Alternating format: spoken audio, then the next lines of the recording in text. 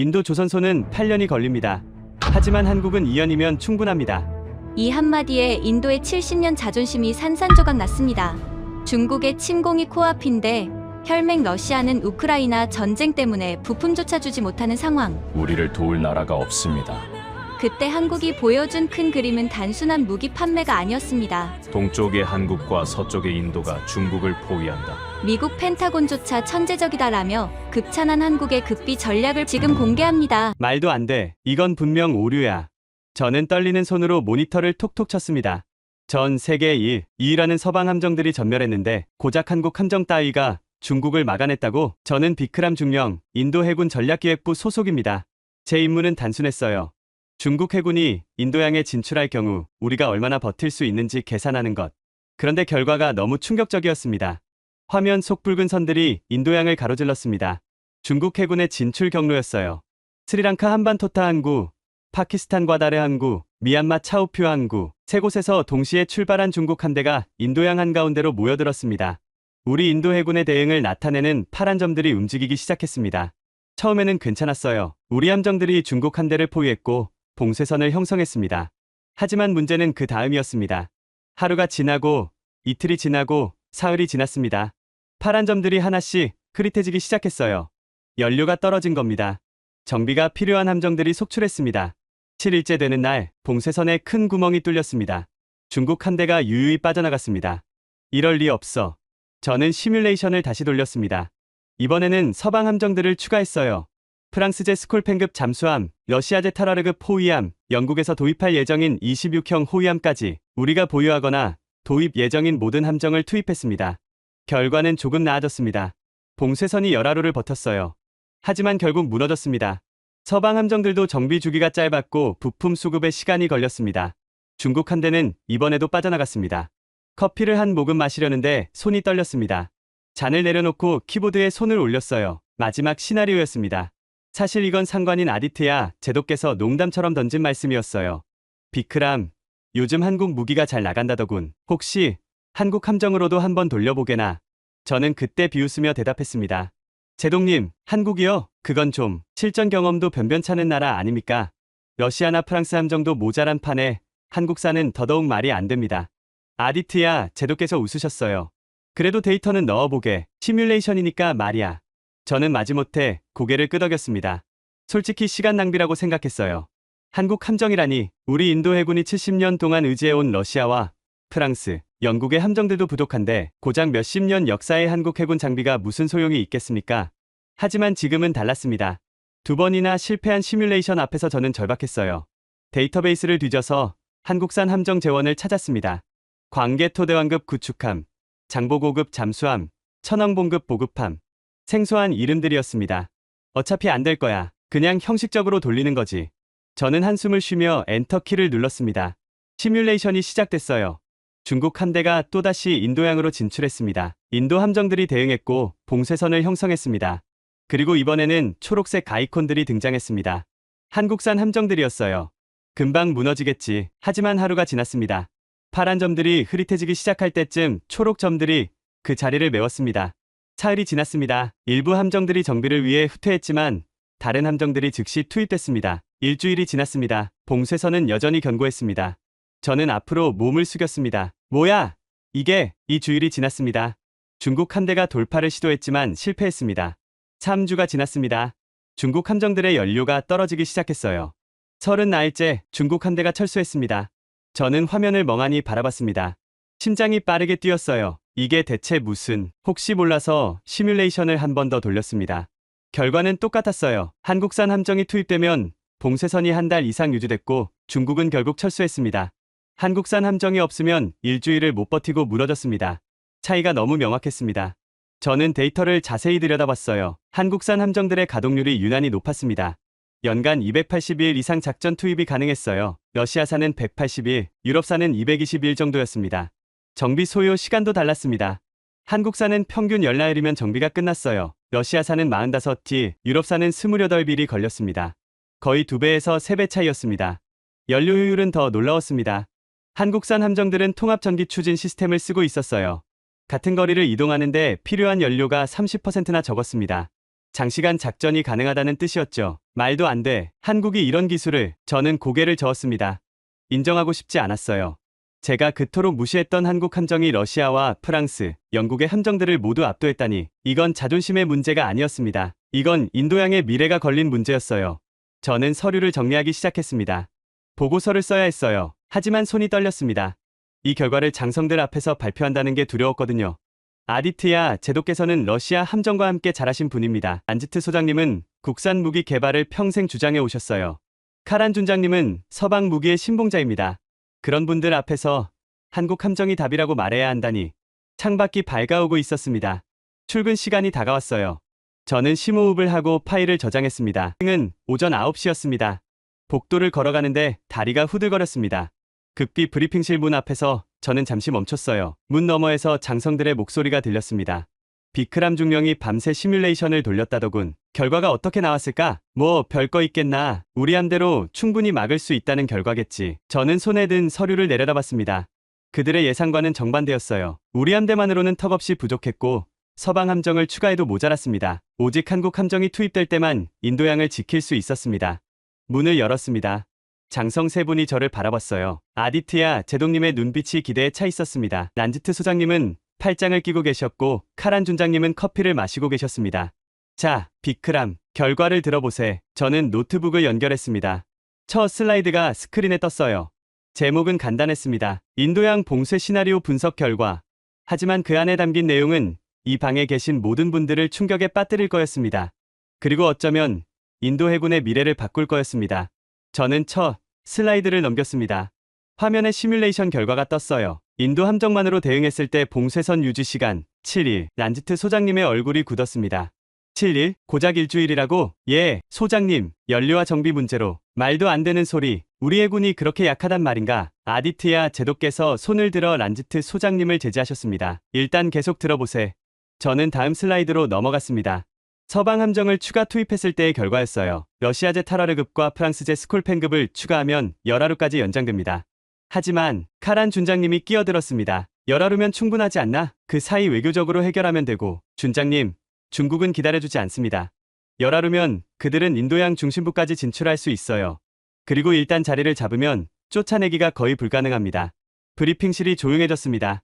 저는 심호흡을 하고 다음 슬라이드로 넘어갔어요. 한국산 함정을 투입했을 때의 결과였습니다. 화면에 숫자가 떴습니다. 봉쇄선 유지 시간 30나흘. 그리고 중국 함대 철수. 란지트 소장님이 벌떡 일어났습니다.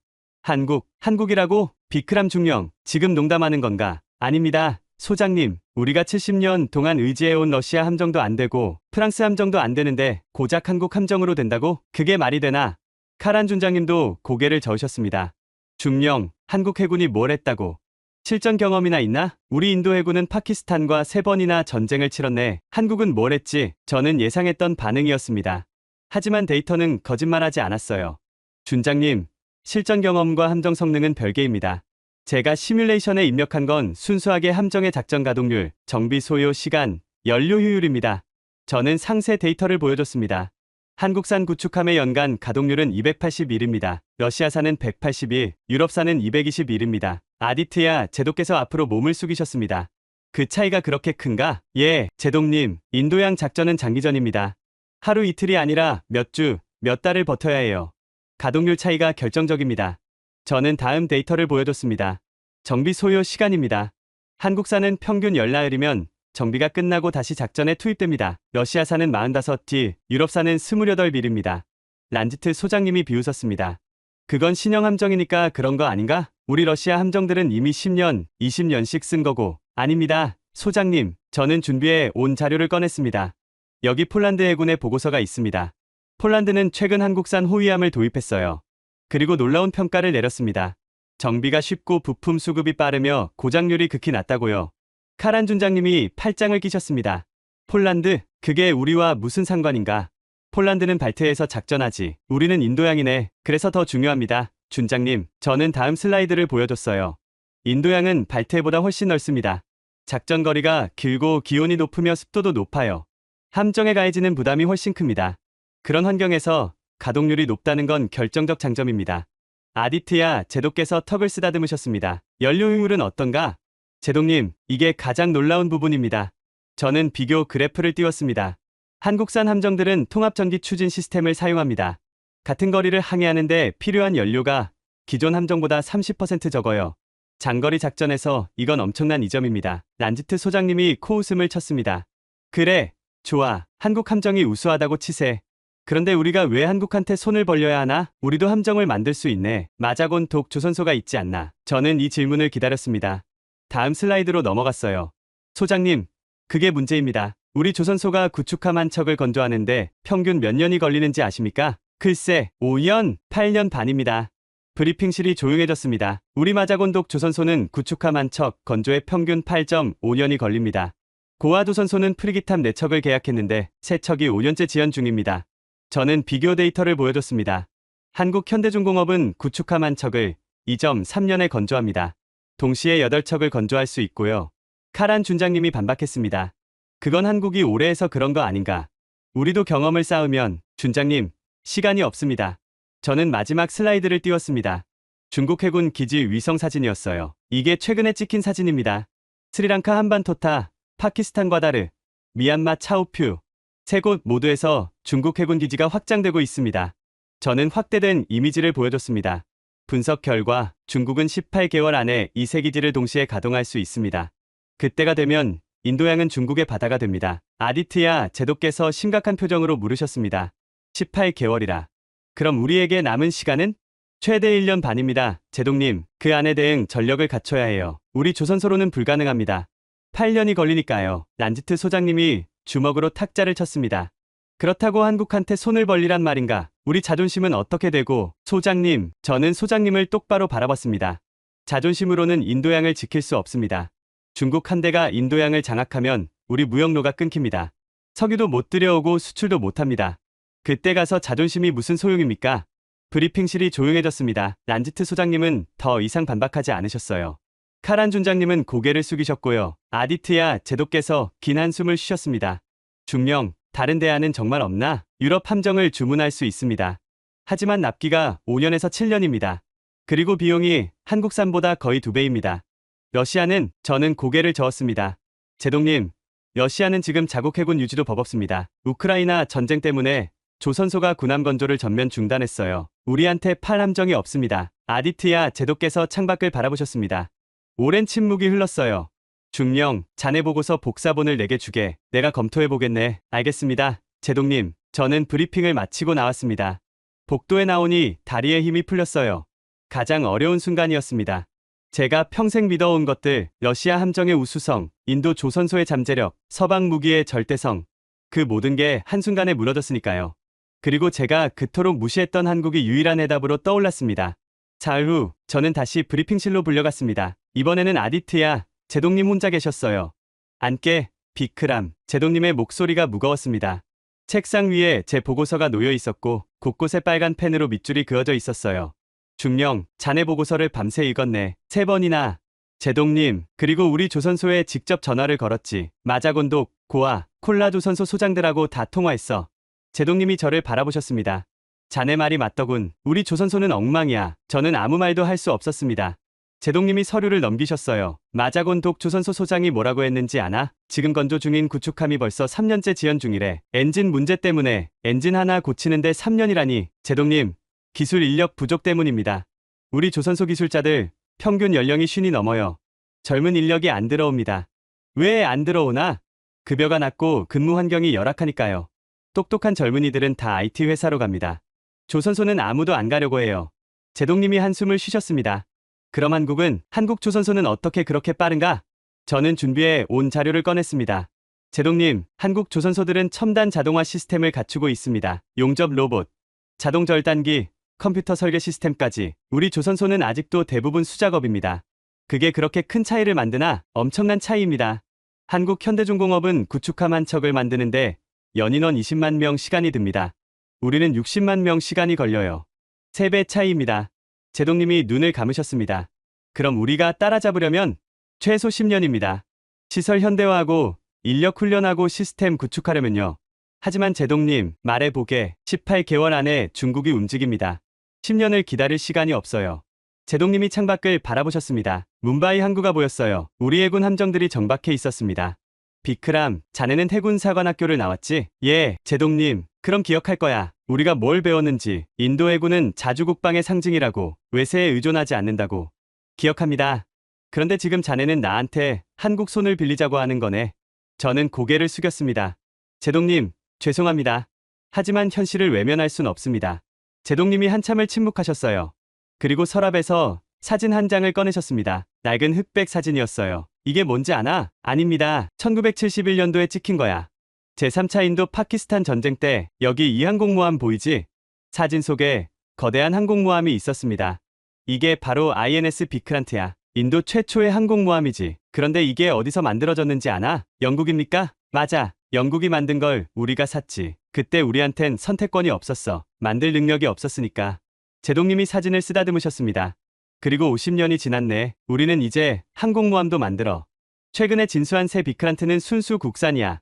50년 만에 우리가 여기까지 온 거지. 예, 제동님, 자랑스러운 일입니다.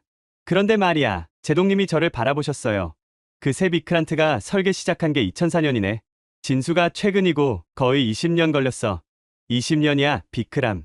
저는 침묵했습니다. 한국은 그 시간에 뭘 했을까? 자네가 조사해봤나? 예, 제동님, 저는 자료를 펼쳤습니다. 한국은 같은 기간에 구축함 12척, 잠수함 9척, 호위함 18척을 건조했습니다. 12척.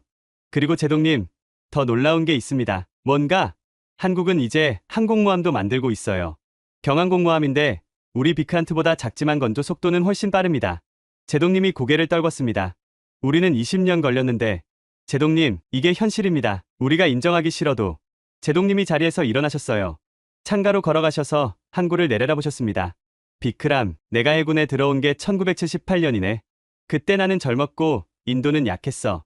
우리는 영국한테도 배우고 러시아한테도 배웠지. 창피했지만 어쩔 수 없었어. 제동님, 그리고 50년 가까이 지났네. 우리는 이제 강국이야.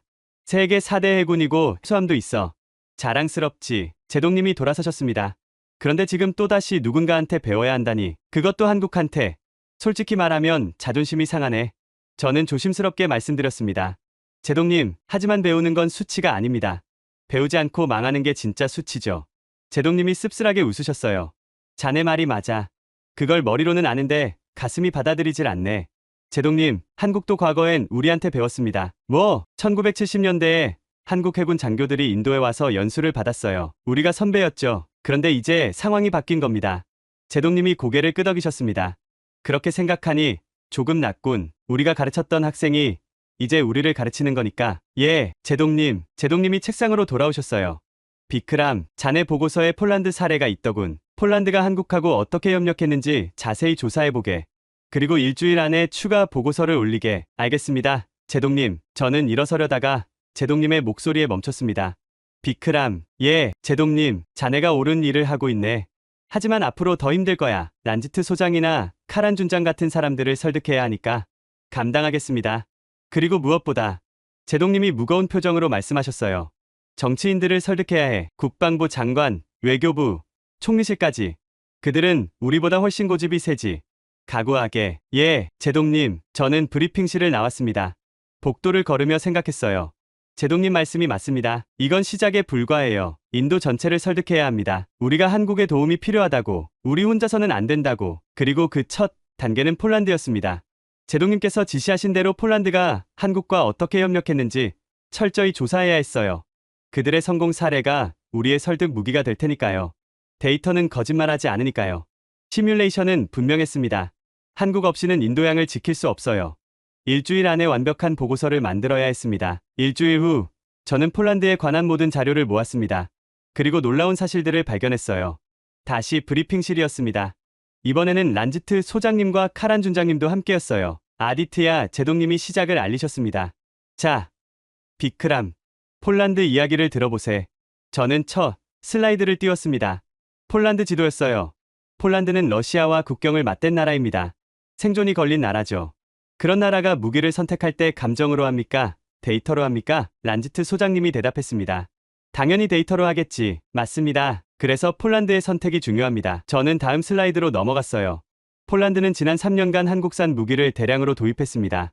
K 전차 180대, K9 자주포 600문, FA-50 전투기 48대.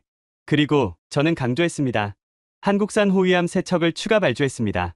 카란 준장님이 끼어들었습니다. 전차야 그럴 수 있지. 하지만 함정은 다르지 않나? 해군 함정은 훨씬 복잡하고 민감한 장비인데. 그래서 더 의미가 있습니다. 준장님, 저는 폴란드 해군 평가서를 보여줬어요. 폴란드 해군이 한국산 호위함을 선택한 이유가 여기 나와 있습니다. 첫째, 정비 인프라가 뛰어나다. 둘째, 기술 이전이 신속하다. 셋째, 업그레이드가 용이하다. 그게 실제로 증명됐나? 예, 준장님, 저는 나토 훈련 보고서를 펼쳤습니다. 최근 발트해에서 나토 해군 연합 훈련이 있었습니다. 폴란드가 도입한 한국산 호위함이 참가했어요. 결과는 충격적이었습니다. 어떻게 훈련 기간 열나흘 동안 단 한 번도 기계적 결함이 없었습니다. 가동률 100%였어요. 반면 일부 유럽산 함정들은 중간에 정비를 위해 복귀해야 했습니다. 란지트 소장님이 미간을 찌푸렸습니다. 그건 신형이라서 그런 거 아닌가? 아닙니다, 소장님. 저는 추가 자료를 보여줬어요. 폴란드는 한국산 함정을 3년째 운용 중입니다. 3년 동안의 누적 데이터가 있어요. 평균 가동률이 92%를 넘습니다. 이건 신형 효과가 아니라 설계와 제조 품질의 차이입니다. 아디트야, 제독께서 물으셨습니다. 다른 나라 사례는 없나? 많습니다. 제독님, 저는 다음 슬라이드들을 빠르게 넘겼어요. 호주 해군은 한국산 보급함 3척을 운용 중입니다. 호주 해군 참모총장이 뭐라고 했는지 아십니까? 인도 태평양 작전 범위를 40% 확장시켰다고 했어요. 40%? 예, 한국산 보급함은 연료 효율이 뛰어나고 보급 속도가 빠릅니다. 같은 연료로 더 먼 거리를 갈 수 있어요. 저는 계속 설명했습니다. 필리핀 해군은 한국산 호위함 2척을 도입했습니다. 남중국해에서 중국 해경선과 대치할 때 결정적 역할을 했어요. 필리핀 국방부 장관이 공개적으로 감사를 표했습니다. 카란 준장님이 고개를 가로저었습니다. 필리핀이야, 작은 나라니까. 우리는 다르네. 우리는 세계 4대 해군이야. 준장님, 저는 조심스럽게 말씀드렸습니다. 필리핀이 작은 나라라서가 아닙니다. 필리핀은 중국과 직접 맞서야 하는 나라예요. 생존이 걸린 문제죠. 그래서 가장 효과적인 무기를 선택한 겁니다. 저는 다음 사례로 넘어갔어요. 인도네시아는 어떻습니까? 인도네시아 해군은 장보고급 잠수함 3척을 운용 중입니다. 남중국해 수중 감시망 구축의 핵심이에요. 란지트 소장님이 물었습니다. 그 잠수함들 성능이 그렇게 좋나? 인도네시아 해군이 직접 밝힌 내용입니다. 중국 잠수함을 추적하는 데 성공했다고요. 조용하고 빠르며 탐지가 어렵답니다. 저는 결정적인 자료를 꺼냈습니다. 그리고 제독님, 가장 중요한 사례가 있습니다. 뭔가? 태국입니다. 저는 태국 해군 자료를 보여줬어요. 태국은 한국산 잠수함을 도입한 후 해양 주권 선언을 했습니다. 타이만 전체에 대한 통제권을 주장했어요. 그 전에는 엄두도 못 냈던 일입니다. 잠수함 몇 척으로? 예, 제독님, 잠수함은 숫자가 아니라 능력입니다. 태국은 한국산 잠수함으로 수중 감시 능력을 확보했고 그게 자신감이 된 겁니다. 브리핑실이 조용해졌습니다. 저는 마지막 슬라이드로 넘어갔어요. 이 모든 나라들의 공통점이 뭔지 아십니까? 아무도 대답하지 않았습니다. 이들은 모두 중국의 위협을 직접 받는 나라들입니다. 폴란드는 러시아, 필리핀과 인도네시아와 태국은 중국, 생존이 걸린 나라들이에요. 그런 나라들이 한국을 선택했습니다. 저는 그들을 바라봤어요. 왜 그럴까요? 한국 무기가 싸서? 아닙니다. 유럽 무기보다 비쌀 때도 있어요. 기술이 최첨단이라서? 그것도 아닙니다. 미국 무기가 더 앞섭니다. 그럼 왜지? 실전에서 작동하기 때문입니다. 저는 단호하게 말했습니다. 한국 무기는 고장이 적고 정비가 쉽고 업그레이드가 빠릅니다. 전쟁이 터지면 이게 가장 중요해요. 아무리 좋은 무기도 고장 나면 고철이니까요. 란지트 소장님이 조용히 물었습니다. 그래서 우리도 한국 손을 빌리자는 건가? 소장님, 손을 빌리는 게 아닙니다. 저는 다음 슬라이드를 띄웠어요. 폴란드 모델이었습니다. 폴란드를 보십시오. 폴란드는 한국한테 손을 빌린 게 아니에요.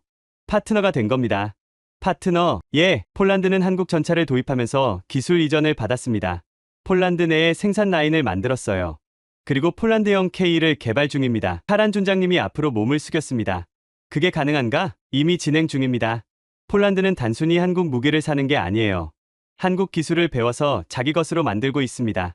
저는 핵심을 말했습니다. 그리고 최종 목표는 공동 수출입니다. 폴란드와 한국이 함께 개발한 무기를 유럽 시장에 파는 거예요. 한국은 시장을 얻고 폴란드는 기술과 이익을 얻습니다. 아디트야, 제독께서 눈을 빛내셨습니다.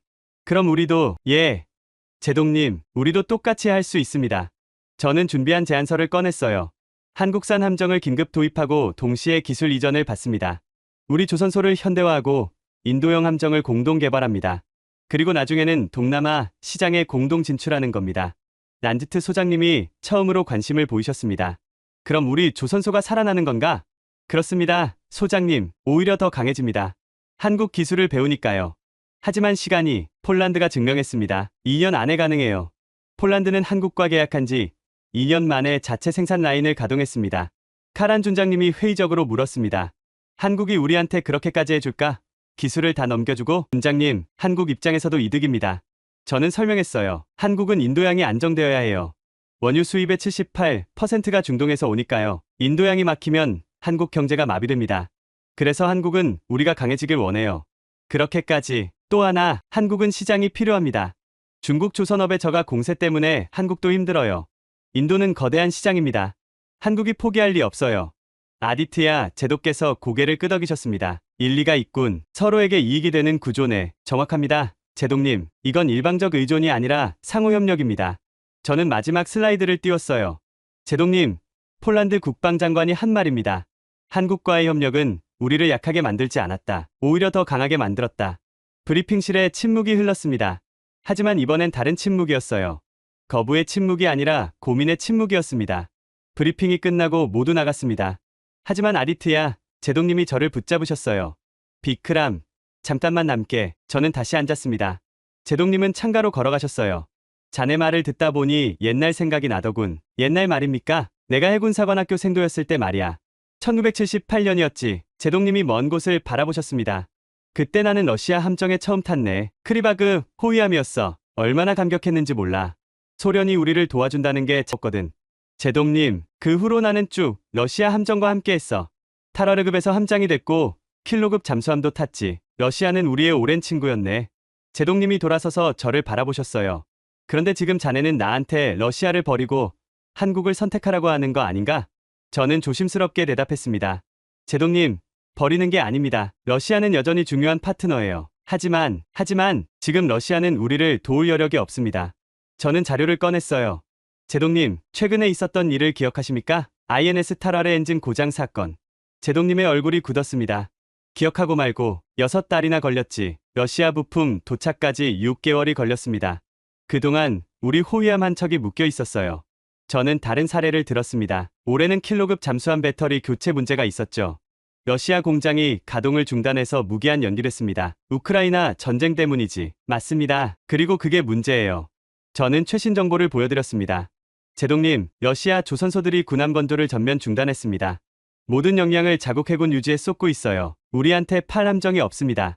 제동님이 한숨을 쉬셨습니다. 러시아도 힘들구만. 그렇습니다. 러시아는 이제 우리를 도울 수 없어요. 도와주고 싶어도 능력이 안 됩니다.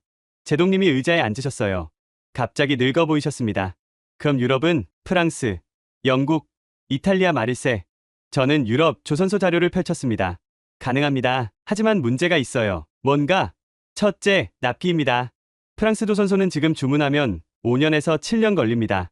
그렇게 오래? 유럽 조선소들도 주문이 밀려 있어요. 그리스, 이집트, 사우디아라비아. 줄을 서 있습니다. 저는 비용 비교표를 보여드렸어요. 둘째, 비용입니다. 유럽산 함정은 한국산보다 평균 1.8배 비쌉니다. 그 정도나? 예. 같은 성능의 구축함을 기준으로 했을 때 그렇습니다. 그래도 기술은 확실하지 않나? 맞습니다. 하지만 셋째 문제가 있어요. 기술 이전입니다. 저는 유럽 계약서 샘플을 보여드렸어요. 유럽은 핵심 기술을 블랙박스 처리합니다. 우리가 건드릴 수 없어요. 고장나면 유럽 본사 기술자를 불러야 합니다. 그게 얼마나 걸리나? 최소 2개월에서 석 달입니다. 부품 배송, 기술자 파견, 작업 시간까지 다 포함하면요. 제동님이 눈을 감으셨습니다. 그럼 전시회는 어떻게 되나? 전쟁 중에 석 달씩 기다릴 순 없지 않나. 그게 문제입니다. 제동님, 유럽 함정은 평시엔 괜찮아요. 하지만 전시엔 유지가 어렵습니다. 저는 핵심을 찔렀습니다. 반면 한국은 완전한 기술 이전을 약속합니다. 모든 도면, 모든 기술, 모든 정비 매뉴얼, 우리 손으로 직접 고칠 수 있어요. 제동님이 오랫동안 침묵하셨습니다. 창밖 하늘이 어두워지고 있었어요. 비크람, 예, 제동님, 내가 처음 해군에 들어왔을 때 말이야. 1971년이었네. 제3차 인도 파키스탄 전쟁 때군요. 맞아. 그때 나는 12살짜리 꼬마였지. 하지만 또렷이 기억해. 제동님이 저를 바라보셨어요. 미국 7함대가 벵골만으로 오고 있었어. 우리를 위협하기 위해서. 온 나라가 공포에 떨었지. 그때 소련이, 그래, 소련 함대가 왔어. 잠수함 부대가 미국 항모를 추적했지. 덕분에 우리는 전쟁을 끝낼 수 있었네. 제동님의 목소리가 떨렸습니다. 그래서 인도는 소련을, 그리고 러시아를 잊지 못하는 거야. 그들이 우리를 구해줬거든. 저는 조용히 들었습니다. 그런데 비크람, 제동님이 씁쓸하게 웃으셨어요. 그게 50년도 더 된 일이네. 세상이 바뀌었어. 소련은 무너졌고 러시아는 약해졌지. 미국은 더 이상 우리 적이 아니고. 제동님, 하지만 중국은 새로운 위협이야. 그리고 러시아는 이젠 우리를 도울 수 없어. 제동님이 창밖을 바라보셨습니다. 1971년의 소련이 지금은 한국인가 보군. 도움을 줄 능력과 의지를 모두 가진 나라. 그리고 우리와 이해관계가 맞는 나라. 저는 감히 말씀드렸습니다. 제동님, 과거에 집착하면 미래를 놓칩니다. 자네 말이 맞아. 제동님이 고개를 끄덕이셨어요. 하지만 쉽지 않네. 70년 우정을 접는다는 게 접는 게 아닙니다. 다변화하는 겁니다. 저는 설명했어요. 러시아는 여전히 우리 파트너입니다. 핵기술, 우주협력, 에너지 분야에서요. 하지만 해군 장비만큼은 한국과 협력하는 겁니다. 계란을 한 바구니에 담지 말라는 거죠. 제동님이 긴 한숨을 쉬셨습니다. 일리가 있군. 그래, 우린 너무 러시아에만 의존했어. 그리고 제동님, 저는 마지막 카드를 꺼냈습니다. 미국도 이제 우리를 다르게 봅니다. 무슨 뜻인가? 미국은 중국을 견제하기 위해 인도가 필요해요. 그래서 우리가 강해지길 바랍니다. 그런데 우리가 한국과 협력한다? 미국 입장에선 완벽한 시나리오예요. 제동님이 눈을 빛냈습니다. 한국은 미국 독이니까. 정확합니다. 인도와 한국이 협력하면 미국은 별다른 노력 없이 인도양 안보를 확보합니다. 중국을 동쪽과 서쪽에서 동시에 견제할 수 있고요. 그럼 미국이 우리 협력을 지지하겠군. 이미 지지하고 있습니다. 저는 급히 문서를 보여드렸어요. 미국 국방부가 우리 무관부에 비공식 문의를 했습니다. 인도가 한국과 해군 협력을 고려 중이냐고요. 우리 무관이 가능성을 언급하자 미국이 적극 환영한다고 했습니다. 제동님이 서류를 읽으셨어요. 이거 진짜로 미국이 밀어주는 건가? 예, 제동님, 미국 입장에선 일석이조거든요. 인도는 강해지고 한국 무기 산업도 살고 중국은 견제되고. 제동님이 의자에 깊이 기댔습니다. 생각해보니 우리가 선택의 기로에 있군. 과거를 붙잡고 천천히 무너질 것인가? 아니면 미래를 택하고 빠르게 강해질 것인가? 제동님, 저는 후자를 택하고 싶습니다. 나도 그래야 한다는 걸 알아. 하지만 제동님이 잠시 망설이셨어요. 정치인들을 설득하는 게 문제야. 특히 러시아파들, 그들은 절대 쉽게 동의하지 않을 거네. 각오하고 있습니다. 비크람, 자네 이 일로 승진할 수도 있고 좌천될 수도 있네. 감수하겠습니다. 제동님이 처음으로 미소를 지으셨어요. 패기가 있군. 좋아, 내가 국방부 라인을 열어보지. 자넨 상세한 제안서를 준비하게. 감사합니다. 제동님, 감사는 일러. 이제부터가 진짜 싸움이야. 저는 브리핑실을 나왔습니다. 복도 창문으로 뭄바이 밤바다가 보였어요. 저 바다 너머 인도양에서 중국이 움직이고 있었습니다. 우리에게 남은 시간은 18개월. 그 안에 인도 정부 전체를 설득해야 했습니다. 2주일 후 저는 놀라운 문서를 입수했습니다. 우리 조 대사관 무관부가 극비로 입수한 한국 국방부 내부 보고서였어요. 제목은 인도 태평양 해양 파트너십이었습니다. 저는 밤새 그 문서를 읽었습니다. 그리고 충격을 받았어요. 한국이 인도를 바라보는 시각이 우리 생각과 완전히 달랐거든요. 다음날 아침 저는 긴급 브리핑을 요청했습니다. 아디트야 제동님과 란지트 소장님, 카란 준장님이 모였어요. 무슨 일인가? 그람, 긴급 브리핑이라니. 저는 한국 문서를 펼쳤습니다. 제동님, 한국이 왜 우리와 협력하려는지 알게 됐습니다. 말해보게. 한국은 인도양이 절실합니다. 우리보다 더 절실해요. 란지트 소장님이 의아해했습니다. 뭐? 한국이 인도양을? 한국은 동아시아 국가인데. 그래서입니다, 소장님. 저는 첫 데이터를 보여줬어요. 한국의 원유 수입 78%가 중동에서 옵니다. 전부 인도양을 거쳐요. 인도양이 막히면 한국 경제가 석 달 안에 마비됩니다. 그 정도인가? 예, 한국은 석유가 한 방울도 안 나오는 나라입니다. 전적으로 수입에 의존해요. 그런데 중국이 인도양을 장악하면? 카란 준장님이 대답했습니다. 중국이 한국 목줄을 쥐는 거군. 정확합니다. 그래서 한국은 인도양이 안정되어야 해요. 생존 문제예요. 저는 한국 보고서의 핵심 부분을 읽어줬습니다. 여기 한국 국방부 분석관이 쓴 글입니다.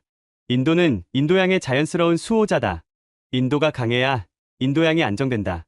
따라서 한국은 인도의 해군력 강화를 적극 지원해야 한다. 아디트야 제도께서 앞으로 몸을 숙이셨습니다. 그들이 정말 그렇게 생각하나? 예, 제동님. 그리고 구체적인 계획도 있습니다. 저는 다음 페이지를 넘겼어요. 한국은 인도양 연안 국가들과 해양 파트너십을 구축하려고 합니다. 인도, 인도네시아, 방글라데시, 스리랑카, 오만, 이들과 협력해서 중국을 견제하는 겁니다. 그 중심에 인도가 있고, 맞습니다. 한국은 인도를 인도양 파트너십의 핵심으로 봅니다. 란지트 소장님이 회의적으로 말했습니다. 그렇게 말하지만 결국 장사 아닌가? 우리한테 무기 팔려고. 저는 예상했던 질문이었습니다. 소장님, 물론 장사입니다. 하지만 장사는 서로에게 이익이 될 때 지속됩니다. 저는 한국조선산업 보고서를 꺼냈어요. 한국조선업이 지금 위기입니다. 중국 조선소들이 저가 공세를 펴고 있거든요. 상업용 선박 시장에서 한국이 밀리고 있어요. 그래서 한국은 고부가 가치 시장으로 가야 합니다. 바로 군함이에요. 군함은 중국이 함부로 못 만들어요. 기술도 필요하고 신뢰도 필요하니까. 저는 다음 슬라이드를 보여줬습니다. 한국 조선소들의 생존 전략이 군함 수출입니다. 그리고 가장 큰 잠재 시장이 어디겠습니까? 카란 준장님이 대답했습니다. 인도, 맞습니다. 인도는 앞으로 20년간 함정 60척 이상을 건조할 계획이에요. 어마어마한 시장입니다. 저는 핵심을 말했습니다. 한국 입장에서 인도는 고객이 아니라 동맹입니다. 인도가 강해져야 인도양이 안정되고 인도양이 안정되어야 한국이 산다. 그리고 인도가 함정을 계속 만들어야 한국 조선소가 산다. 아디트야 제독께서 고개를 끄덕이셨습니다. 이해관계가 완벽하게 맞아떨어지는군. 예, 제독님, 이건 일방적 거래가 아니에요. 상호의존 구조입니다. 저는 한국의 대중국 전략 부분을 펼쳤어요. 그리고 더 중요한 게 있습니다. 한국의 대중국 견제 전략이에요. 말해보게, 한국은 중국과 경제적으로 긴밀합니다. 최대 교역국이에요. 하지만 동시에 중국을 가장 두려워하는 나라이기도 합니다. 저는 지도를 펼쳤습니다. 한국은 중국을 육지에서 견제할 수 없어요. 북한이 가로막고 있으니까. 하지만 바다에서는 가능합니다. 어떻게? 인도양에서 중국을 압박하는 겁니다. 인도가 인도양에서 중국을 견제하면 중국은 양면 전선에 시달립니다. 동중국해에서는 한국과 일본, 인도양에서는 인도. 카란 준장님이 감탄했습니다. 치밀하군. 한국은 전략적으로 사고합니다. 단기 이익이 아니라 장기 생존을 봐요. 저는 한국의 실적 부분을 보여줬습니다. 그리고 한국은 말만 하지 않습니다. 이미 실행하고 있어요. 어떻게? 필리핀을 보십시오. 저는 필리핀 사례를 띄웠어요. 한국은 필리핀의 호세 리살급 호위함 2척을 팔았습니다. 그리고 필리핀 해군 장교들을 한국으로 데려가서 훈련시켰어요. 전술도 가르치고 정비도 가르쳤습니다. 그 결과는 필리핀 호위함이 남중국해에서 중국 해경선과 대치했습니다. 그리고 밀리지 않았어요. 중국 해경선이 물러났습니다. 란지트 소장님이 놀라워했습니다. 필리핀이 중국을 밀어냈다고? 예, 한국산 호위함 덕분이었어요. 필리핀 대통령이 공개적으로 한국에 감사를 표했습니다. 저는 다음 사례로 넘어갔습니다. 인도네시아는 어떻습니까? 한국산 장보고급 잠수함으로 중국 잠수함을 추적했어요. 남중국해에서 중국의 수중 활동을 감시하고 있습니다. 효과가 있나? 중국이 인도네시아 수역에서 조심하기 시작했습니다. 더 이상 함부로 못 들어와요. 저는 태국 사례도 보여줬어요. 태국도 한국산 잠수함 도입 후 자신감을 얻었습니다. 타이만 전체에 대한 주권을 선언했어요. 아디트야 제독께서 감탄하셨습니다. 한국이 조용히 중국 포위망을 만들고 있었군. 정확합니다. 제독님. 그리고 그 포위망의 가장 중요한 고리가 인도입니다. 저는 지도에 선을 그었어요. 필리핀, 인도네시아, 태국은 동남아입니다. 하지만 인도양까지는 못 미쳐요. 인도양을 막으려면 인도가 필요합니다. 그래서 한국이 우리를 원하는 거군. 예, 인도가 인도양을 지키면 한국의 포위망이 완성됩니다. 중국은 동쪽으로는 한국과 일본, 남동쪽으로는 필리핀과 인도네시아, 서쪽으로는 인도에게 맡기는 거예요. 카란 준장님이 물었습니다. 그럼 미국은? 미국도 이걸 아나? 당연히 압니다. 그리고 적극 지지해요. 저는 미국 전략 문서를 꺼냈습니다. 미국은 인도 태평양 전략을 추진 중입니다. 중국을 견제하는 게 핵심이에요. 그런데 미국이 직접 나서면 중국과 정면 충돌입니다. 그래서 우리를 쓰겠다는 건가? 쓴다기보다는 지원한다고 봐야죠. 미국은 인도와 한국이 협력하길 바랍니다. 그러면 미국은 별다른 노력 없이 중국을 견제할 수 있으니까요. 저는 핵심을 정리했습니다. 정리하면 이렇습니다. 한국은 인도양 안보가 필요해요. 인도는 함정과 기술이 필요하고요. 미국은 중국 견제가 필요합니다. 세 나라의 이해관계가 완벽하게 일치해요. 아디트야 제독께서 감탄하셨습니다. 삼각 동맹이군. 공식적 동맹은 아니지만 사실상 그렇습니다. 란지트 소장님이 조심스럽게 물었습니다. 그럼 중국이 가만히 있겠나? 우리가 한국하고 손잡으면 중국이 보복하지 않을까? 좋은 질문입니다. 소장님, 저는 중국 반응 분석 자료를 펼쳤어요. 중국은 이미 우리를 경계하고 있습니다. 인도가 강해지는 걸 원하지 않아요. 하지만 중국이 할 수 있는 게 별로 없습니다. 왜? 중국은 인도와 전면전을 할 수 없어요. 경제적으로 너무 엮여 있거든요. 그리고 인도는 핵 보유국입니다. 함부로 건드릴 수 없어요. 저는 다음 페이지를 넘겼습니다. 중국이 할 수 있는 건 경제 압박 정도예요. 하지만 그것도 제한적입니다. 인도 시장을 잃으면 중국도 손해니까요. 카란 준장님이 고개를 끄덕였습니다. 그럼 우리가 한국과 협력해도 큰 리스크는 없다는 건가? 오히려 반대입니다. 협력하지 않는 게 리스크예요. 저는 최악의 시나리오를 보여줬습니다. 만약 우리가 한국과 협력하지 않으면 어떻게 될까요? 18개월 후 중국이 인도양에 진출합니다. 우리는 막을 수 없어요. 인도양은 중국 바다가 됩니다. 그럼 우리 무역로가 중국 손에 들어갑니다. 석유도 중국 허락을 받아야 들여오고 수출도 중국 눈치를 봐야 해요. 그게 진짜 최악입니다. 브리핑실이 조용해졌습니다. 아디트야 제독께서 긴 한숨을 쉬셨어요. 비크람, 자네 말을 들으니 우리에게 선택권이 별로 없군. 솔직히 말씀드리면 그렇습니다. 제독님, 한국과 협력하거나 중국에게 굴복하거나 그게 현실입니다. 제독님이 란지트 소장님과 카란 준장님을 바라보셨어요. 두 분은 어떻게 생각하시나? 란지트 소장님이 먼저 대답했습니다. 제독님, 저는 여전히 자주국방을 믿습니다. 하지만 시간이 없다는 것도 압니다. 차선책으로 한국과의 협력을 받아들이겠습니다.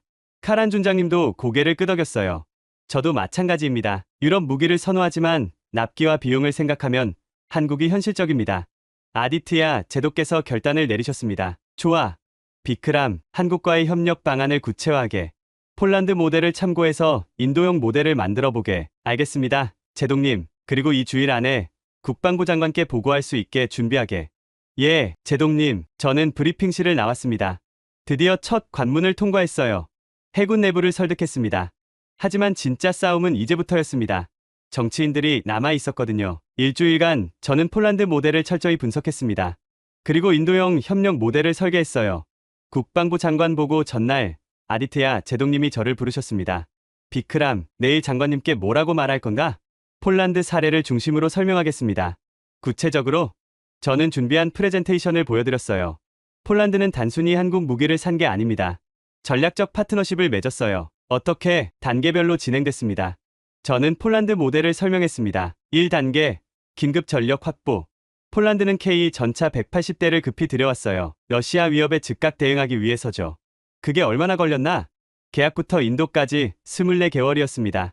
2년? 예, 제독님, 유럽산이었으면 최소 5년 걸렸을 겁니다. 저는 다음 단계로 넘어갔어요. 2단계, 기술 이전과 현지 생산. 한국은 폴란드에 생산 라인을 만들어줬습니다. 폴란드 땅에서 K를 만들 수 있게요. 기술을 다 넘겨줬나? 핵심 기술까지 전부 넘겼습니다.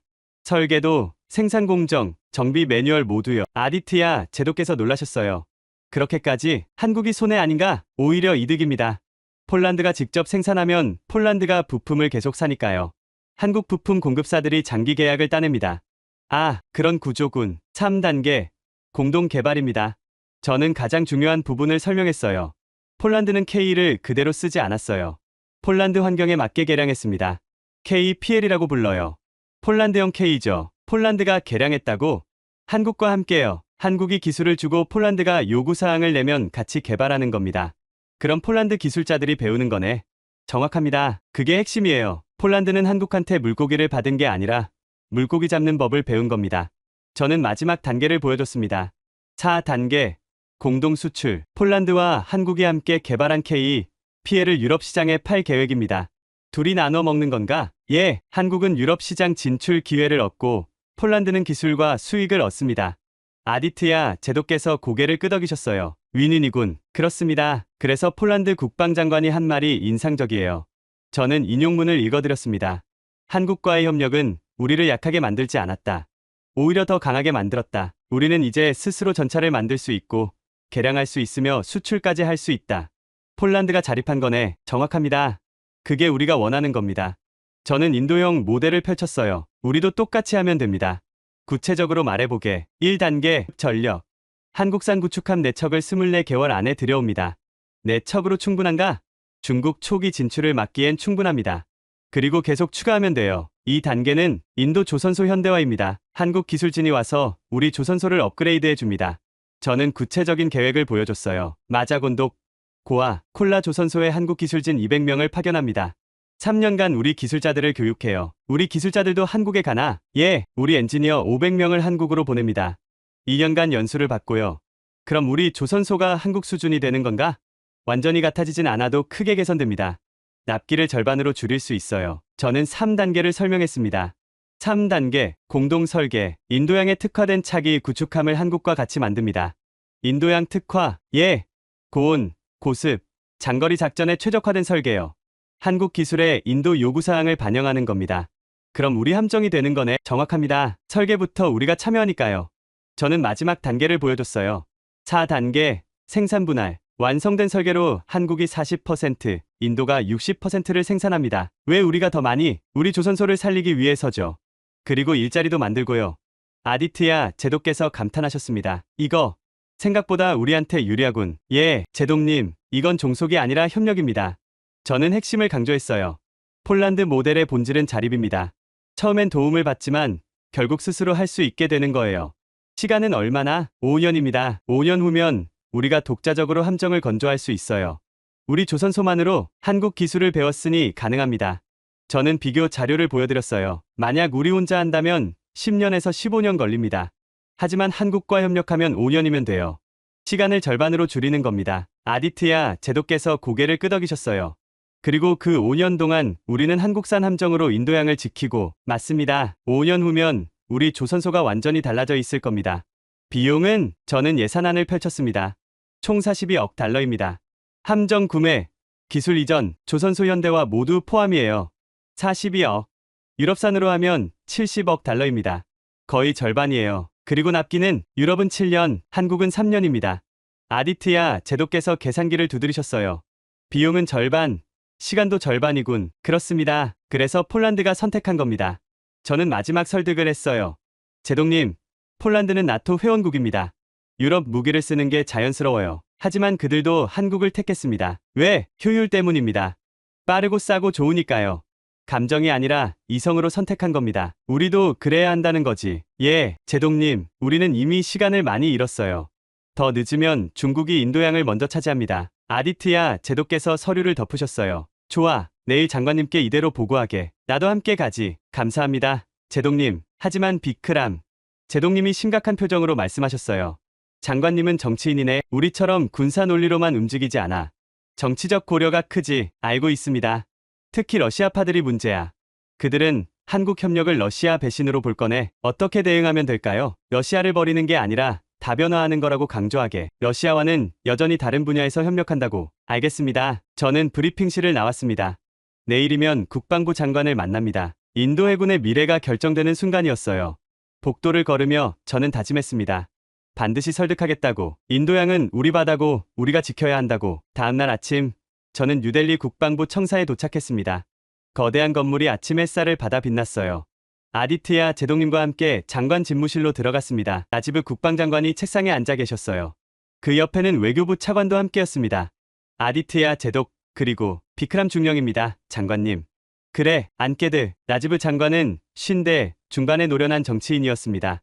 날카로운 눈빛이 저를 훑었어요.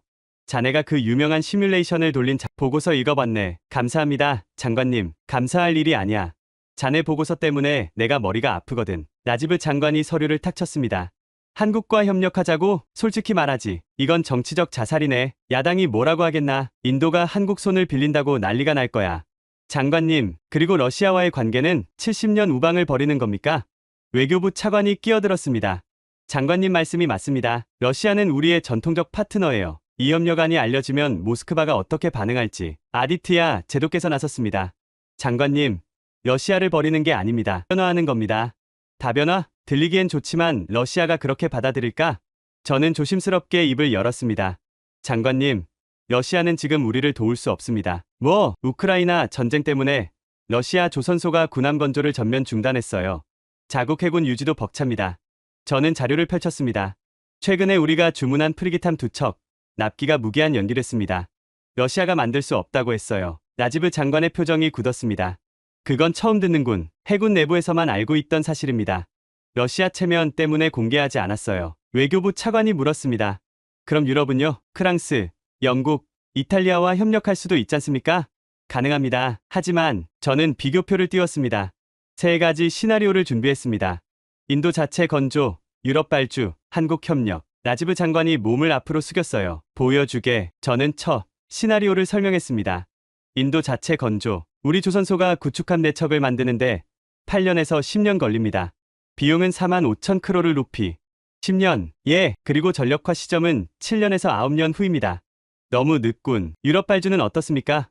프랑스나 이탈리아에서 만들면 5년에서 7년 걸립니다. 비용은 62,000크로를 루피예요. 왜 그렇게 비싸지? 유럽 인건비가 높고 환율도 불리합니다. 게다가 기술 이전이 제한적이에요. 저는 세 번째 시나리오를 보여줬습니다. 한국 협력. 2년에서 3년이면 함정을 받을 수 있습니다. 비용은 34,000크로를 루피. 그리고 전력화는 2년 반 후입니다. 나지브 장관이 표를 뚫어지게 봤어요. 비용이 절반이고 시간도 절반이라고? 예, 장관님, 이거 사기 아닌가? 너무 좋은데? 사기가 아닙니다. 한국 조선업의 효율성이에요. 저는 추가 설명을 했습니다. 한국 조선소는 자동화율이 높고 숙련 인력이 많습니다. 그래서 빠르고 싸게 만들 수 있어요. 외교부 차관이 회의적으로 말했습니다. 하지만 품질은요? 싸고 빠르면 품질이 떨어지는 게 아닙니까? 아닙니다. 저는 폴란드와 호주 사례를 보여줬어요. 폴란드 해군과 호주 해군의 평가입니다. 한국산 함정의 품질이 유럽산과 동등하거나 더 좋다고 했어요. 정말인가? 폴란드는 나토 회원국입니다. 유럽 무기를 쓰는 게 자연스러운 나라예요. 그런데도 한국을 택했습니다. 품질 때문이에요. 나지브 장관이 고개를 끄덕였습니다. 일리가 있군. 저는 가장 중요한 논점으로 넘어갔어요. 장관님, 중국은 18개월 후에 인도양에 진출합니다. 18개월? 예, 위성사진 분석 결과입니다. 중국이 3곳의 해군 기지를 동시에 완공하는 시점이에요. 저는 위성 사진을 보여줬습니다. 스리랑카 한반토타, 파키스탄 과다르, 미얀마 차우퓨, 여기서 동시에 중국 한 대가 나오면 인도양은 중국 바다가 됩니다. 나지브 장관의 얼굴이 심각해졌어요. 그럼 우리는 18개월 안에 대응 전력을 갖춰야 합니다. 우리 조선소로는 불가능해요. 10년 걸리니까. 유럽도 늦어요. 7년이니까 한국만 가능하다는 건가? 예, 장관님, 2년 반이면 첫 함정이 옵니다. 중국보다 빨라요. 외교부 차관이 다른 우려를 제기했습니다. 하지만 한국을 믿을 수 있습니까? 한국은 중국과 경제적으로 긴밀한데 정작 위기 때 우리를 도울까요? 좋은 질문입니다. 저는 준비한 답변을 꺼냈어요. 한국의 원유 수입 78%가 중동에서 옵니다. 전부 인도양을 거쳐요. 인도양이 막히면 한국 경제가 석 달 안에 마비됩니다. 그렇게까지? 예, 한국은 우리보다 더 절실합니다. 인도양이 안정되어야 한국이 사니까요. 저는 핵심을 찔렀습니다. 한국이 우리를 배신할 이유가 없어요. 인도양에서 중국이 강해지면 한국도 죽습니다. 우리는 같은 배를 탄 겁니다. 나지브 장관이 창밖을 바라봤습니다. 오랜 침묵이 흘렀어요. 중령, 정치적 반발은 어떻게 감당할 건가? 장관님께서 결단을 내려주셔야 합니다. 야당이 공격할 텐데, 하지만 결과가 증명할 겁니다. 2년 후, 우리 함정이 인도양을 지킬 때 누가 뭐라고 하겠습니까? 아디트야 제도께서 힘을 실어주셨어요. 장관님, 군인으로서 말씀드립니다. 이건 선택이 아니라 필수예요. 한국과 협력하지 않으면 우리는 인도양을 잃습니다. 나지브 장관이 고민에 잠겼습니다. 조건이 있네. 말씀하십시오. 첫째, 극비로 진행하게. 언론에 새 나가면 모두 끝이야. 알겠습니다. 둘째, 러시아에 먼저 설명하게. 우리가 배신하는 게 아니라고. 외교부에서 하시겠습니까? 외교부 차관이 고개를 끄덕였어요. 제가 모스크바 라인을 통해 사전 조율하겠습니다. 셋째, 나지브 장관이 저를 똑바로 바라봤어요. 이게 실패하면 자네 경력은 끝이야. 그리고 나도 정치 생명이 끝나고. 각오하게 감수하겠습니다, 장관님. 나지브 장관이 한숨을 쉬었습니다. 좋아, 한국과 접촉을 시작하게. 하지만 공식 채널은 아직 아니야. 비공식으로 탐색하게. 감사합니다, 장관님. 감사는 일러. 성공하고 나서 하게. 저희는 장관실을 나왔습니다. 복도에서 아디트야, 제독께서 제 어깨를 두드리셨어요. 첫 관문을 넘었네. 예, 제독님. 하지만 이제부터가 진짜야.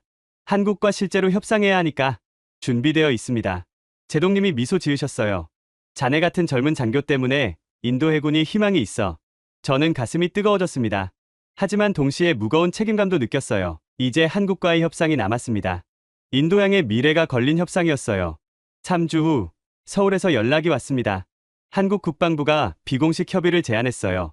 아디트야 제독님과 저, 그리고 국방구매국장이 서울로 날아갔습니다. 극비 출장이었어요. 인천공항에 도착했을 때 저는 긴장했습니다. 처음 밟는 한국 땅이었거든요. 한국 국방부 차관이 우리를 맞았습니다. 용산 국방부 청사로 이동했어요. 회의실에 들어서자 한국 측 대표단이 기다리고 있었습니다. 국방부 차관, 방위사업청장, 현대중공업 사장, 어서 오십시오. 제독님, 악수가 오갔습니다. 분위기는 우호적이었어요. 한국 국방부 차관이 입을 열었습니다. 제동님, 인도 해군의 고민을 이해합니다. 우리도 비슷한 경험을 했거든요. 어떤 경험 말입니까? 1990년대, 우리는 약했습니다. 잠수함도 없었고 구축함도 변변찮았어요. 그때 우리도 선택해야 했죠. 자존심을 지킬 것인가, 빨리 강해질 것인가. 아디트야 제도께서 관심을 보이셨어요. 어떻게 하셨습니까? 둘 다 택했습니다. 둘 다요? 예, 독일한테 잠수함 기술을 배웠어요. 하지만 단순히 사기만 한 게 아니라 기술 이전을 받았습니다. 그리고 우리 것으로 만들었죠. 한국 차관이 자료를 보여줬어요. 처음엔 독일 설계 그대로 만들었습니다. 장보고 1형이죠. 하지만 2형, 3형으로 가면서 점점 우리 기술을 넣었어요. 이제 장보고 3형은 순수 한국 기술입니다. 얼마나 걸렸습니까? 20년입니다. 하지만 혼자 했으면 40년 걸렸을 겁니다. 아디트야 제도께서 고개를 끄덕이셨어요. 우리도 그 길을 가고 싶습니다. 그래서 우리가 제안을 준비했습니다. 한국 차관이 제안서를 펼쳤어요. 1단계, 긴급 전력 제공, 광계 토대왕급 개량형 구축함 2척을 18개월 안에 인도합니다. 2척만으로 충분합니까? 일단 시작입니다. 추가로 잠수함 2척과 보급함 4척을 24개월 안에 드리겠습니다. 저는 계산했어요. 총 8척이었습니다. 2단계, 기술협력. 한국 차관이 다음 페이지를 넘겼습니다. 한국 기술진 200명을 인도 조선소에 파견합니다. 3년간 인도 기술자들을 교육하고 조선소를 현대화합니다. 비용은 함정 가격에 포함입니다. 별도 비용 없어요. 국방 구매국장이 놀랐습니다. 무료로요? 우리 투자입니다. 인도 조선소가 발전해야 우리도 장기적으로 이익이거든요. 어떻게? 인도가 함정을 계속 만들면 우리 부품을 계속 사니까요.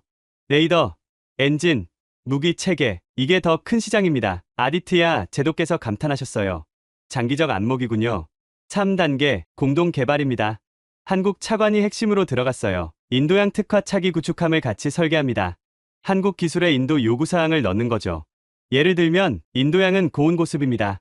그에 맞는 냉각 시스템, 부식 방지 코팅, 장거리 항해 능력, 인도 해군이 원하는 걸 다 넣습니다. 그럼 인도형 구축함이 되는 건가요? 맞습니다. 설계부터 인도가 참여하니까요. 저는 질문했습니다. 생산은 어떻게 됩니까? 4단계입니다. 한국 차관이 마지막 페이지를 펼쳤어요. 생산을 나눕니다. 한국이 40%, 인도가 60%, 인도 조선소에서 더 많이 만드는 겁니다. 왜 우리한테 더 많이 줍니까? 인도 조선소를 살리기 위해서죠. 일자리도 만들고 기술도 축적하고. 그럼 한국은 손해 아닙니까? 아닙니다. 우리는 해외 시장을 얻는 거예요. 인도가 강해지면 동남아 국가들도 관심을 가질 겁니다. 인도가 쓰는 함정이니까요. 아디트야 제도께서 잠시 생각하셨어요. 차관님, 솔직히 물어보겠습니다. 한국은 왜 이렇게까지 합니까? 이건 단순한 무기 판매가 아닌데요. 한국 차관이 진지하게 대답했습니다. 제동님, 한국은 인도양이 필요합니다. 우리 원유의 78%가 인도양을 거쳐요. 인도양이 불안하면 한국 경제가 무너집니다. 그래서 인도를 돕겠다는 건가요? 돕는 게 아니라 함께하는 겁니다. 인도가 인도양을 지켜주면 한국이 안전해요. 우리는 파트너입니다. 한국 차관이 지도를 펼쳤어요. 중국을 보십시오. 중국은 동쪽으로 확장하고 남쪽으로 확장하고 서쪽으로도 확장합니다. 한국 혼자서는 막을 수 없어요. 그래서 인도가 필요하다? 예, 인도가 서쪽에서 중국을 견제하면 한국이 동쪽에서 견제할 수 있습니다. 중국은 양면, 전선을 감당 못해요. 아디트야 제도께서 고개를 끄덕이셨어요. 이해했습니다. 전략적 파트너십이군요. 정확합니다. 회의가 계속됐습니다. 세부 조건들을 논의했어요. 가격, 납기, 기술 이전 범위, 교육 프로그램. 점심시간이 됐습니다. 한국 측이 식사를 준비했어요. 식사 중에 현대중공업 사장이 말했습니다. 제동님, 내일 시간 있으십니까? 울산 조선소를 보여드리고 싶은데요. 조선소를요? 예. 직접 보시면 이해가 빠를 겁니다. 우리가 어떻게 함정을 만드는지. 아디트야 제도께서 저를 보셨어요. 저는 고개를 끄덕였습니다. 좋습니다. 가보죠. 다음날 우리는 울산으로 갔습니다. 현대중공업 조선소는 상상을 초월했어요. 거대한 도크 6개가 나란히 있었습니다. 각 도크에서 함정들이 동시에 건조되고 있었어요. 저기 보이는 게 인도네시아 해군 잠수함입니다. 사장이 가리켰어요. 그 옆은 폴란드 호위함이고요. 저쪽은 호주 보급함입니다. 동시에 이렇게 많이 우리 조선소는 연간 군함 12척을 건조할 수 있습니다. 아디트야 제도께서 놀라셨어요. 12척. 우리는 건조 중인 구축함 안으로 들어갔습니다. 최첨단 시설이었어요. 여기가 전투정보실입니다. 인도 해군 요구사항대로 만들 수 있어요. 정말입니까? 예, 인도가 원하는 레이더, 원하는 무기 체계, 원하는 통신 장비. 다 넣을 수 있습니다. 저는 감탄했습니다. 이 정도 시설이면 정말 2년 안에 함정을 만들 수 있겠더라고요. 저녁에 호텔로 돌아왔습니다. 아디트야 제독님이 저를 방으로 부르셨어요. 비크람, 어떻게 생각하나? 인상적이었습니다. 제독님, 나도 그래. 제독님이 창밖을 바라보셨어요. 솔직히 말하지, 나는 처음에 회의적이었네. 한국이 뭘 할 수 있겠나 싶었어. 저도 그랬습니다. 하지만 오늘 조선소를 보니 확신이 들더군. 이 사람들은 진짜야. 할 수 있어. 제독님이 돌아서셨어요. 비크람, 내가 해군에 들어온 게 1978년이네. 거의 50년이야. 오랜 세월이십니다. 그동안 나는 늘 러시아를 믿었어. 소련 시절부터 러시아까지. 그들이 우리 친구라고 생각했지. 제독님의 목소리가 떨렸습니다. 하지만 이제 시대가 바뀌었어. 러시아는 우리를 도울 수 없어. 그리고 새로운 친구가 나타났지. 한국 말씀이십니까? 그래, 한국은 우리와 이해관계가 맞아. 그리고 능력도 있고 무엇보다 진심이더군. 저도 느꼈습니다. 비크람, 이건 단순한 무기 거래가 아니야. 이건 새로운 동맹의 시작이네. 제독님이 결단을 내리셨어요. 돌아가면 라지브 장관께 보고하겠네. 한국과 협력하자고. 전폭적으로 추진하자고. 감사합니다. 제독님, 감사는 일러. 아직 갈 길이 멀어. 하지만 저는 알았습니다. 가장 큰 산을 넘었다는 것을. 아디트야 제독님이 확신하셨으니까요. 서울에서 돌아온 지 일주일 후 뉴델리에서 확대 회의가 열렸습니다. 참석자는 라지브 국방장관, 아디트야 제독 외교부 차관, 총리실 안보보좌관, 그리고 저였어요. 라지브 장관이 회의를 시작했습니다. 제독, 서울에서 어땠습니까? 긍정적이었습니다. 장관님, 아디트야 제독께서 보고서를 펼치셨어요. 한국은 진지합니다. 단순히 무기를 팔려는 게 아니라 장기적 파트너십을 원해요. 구체적으로 함정 8척을 3년 안에 줍니다. 동시에 우리 조선소를 현대화하고 기술을 이전해요. 그리고 차기 함정을 공동 개발합니다. 총리실 안보보좌관이 끼어들었습니다. 비용은 얼마나 됩니까? 총 42억 달러입니다. 42억, 유럽산보다 거의 절반입니다. 그리고 납기도 절반이에요. 외교부 차관이 우려를 표했습니다. 하지만 정치적 파장이 문제 아닙니까? 러시아가 어떻게 반응할지 제가 모스크바와 사전 조율했습니다. 외교부 차관이 서류를 꺼냈어요. 러시아 외교부에 비공식적으로 통보했습니다. 우리가 한국과 해군 협력을 검토 중이라고요. 반응은 예상보다 좋았습니다. 러시아도 우리한테 함정을 팔 여력이 없다는 걸 알거든요. 오히려 이해한다고 했습니다. 라지브 장관이 놀라워했어요. 정말입니까? 단 한 가지 조건을 달았습니다. 핵 잠수함과 미사일 기술은 계속 러시아와 협력하라고요. 그건 당연하죠. 한국이 핵 기술을 줄 수도 없고. 그래서 러시아는 큰 반대를 안 합니다. 재래식 함정은 한국, 핵 관련은 러시아, 역할 분담이죠. 총리실 안보보좌관이 다른 각도로 접근했습니다. 미국 반응은 어떻습니까? 환영합니다. 저는 준비한 자료를 꺼냈어요. 미국 국방부가 비공식 채널로 지지 의사를 밝혔습니다. 인도와 한국이 협력하면 인도 태평양 전략이 강화된다고요. 미국이 밀어주는 건가요? 적극적으로요. 인도가 강해지면 중국을 견제할 수 있으니까요. 미국은 별다른 노력 없이 전략적 이익을 얻습니다. 라지브 장관이 고개를 끄덕였어요. 러시아도 괜찮고 미국도 좋아하고 외교적으론 문제없군. 하지만 국내 여론이 문제입니다. 총리실 안보보좌관이 우려를 표했어요. 야당이 공격할 겁니다. 인도가 한국 손을 빌린다고, 자주국방을 포기했다고 어떻게 대응하시겠습니까? 초기엔 극비로 진행합니다. 계약까지 언론에 안 세게 해요. 계약 후에는 그때는 결과로 보여줍니다. 실제 함정이 도착하고 성능을 입증하면 여론이 바뀔 겁니다. 라지브 장관이 결단을 내리려는 표정이었어요. 제독, 군사적으로 이 협력이 필수입니까? 예, 장관님. 아디트야 제독께서 단호하게 대답하셨어요.